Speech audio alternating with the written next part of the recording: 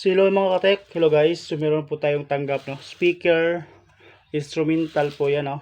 Bali 15 inch po yan. So ang brand niya is Crown.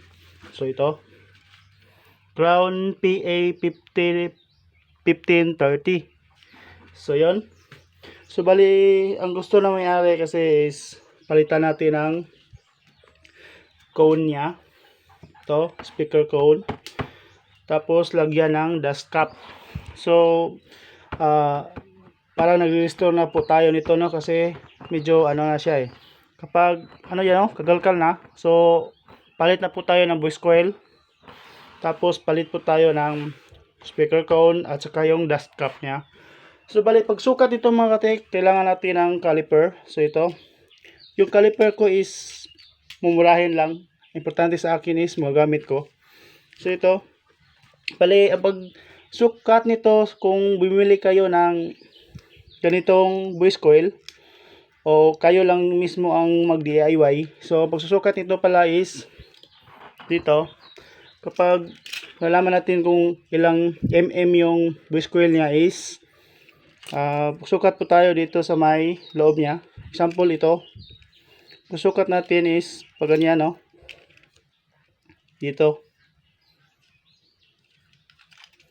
So sa loob niya, so yan. So bali ang sukat niya is nasa mga 49. Kita ba? So yan 49 sukat niya dito sa loob, 49. Lalo na kapag mag DIY lang po kayo lang gumawa sa bahay nyo, kailangan natin ng caliper.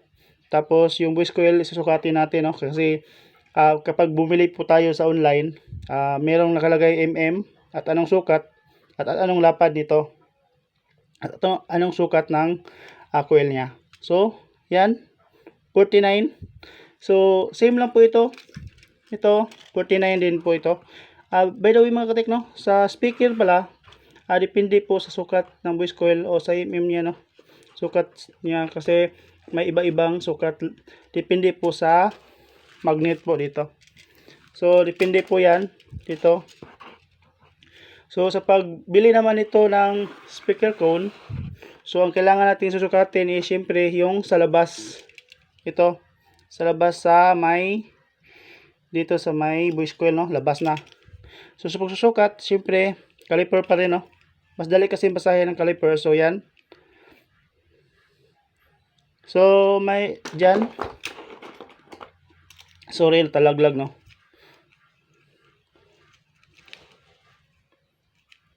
So yan, ano yan, so 50.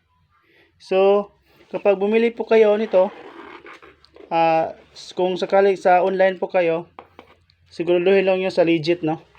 So dito 15 inch instrumental, kasi merong subwoofer or depende po sa speaker cone, instrumental. Tapos merong nakalagay doon na description na 50 so yon yung bilhin nyo.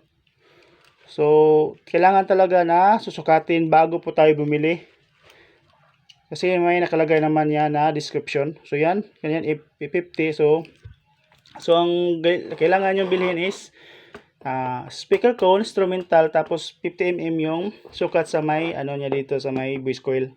At yung voice coil naman niya is nasa 49 so sukat dito po sa sa loob, no. Sa loob, kapag bumili, ulitin ko po, no, kapag bumili po kayo ng voice coil, sa loob po tayo mag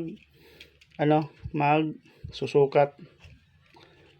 So sa voice coil po tayo magkuan sa loob, pero kapag so yan, no, 49 kung sa loob, kasi voice coil yung sinukat natin. Pero kung bumili po tayo ng speaker cone, sa labas po tayo magsusukat sa ating voice coil. So yun.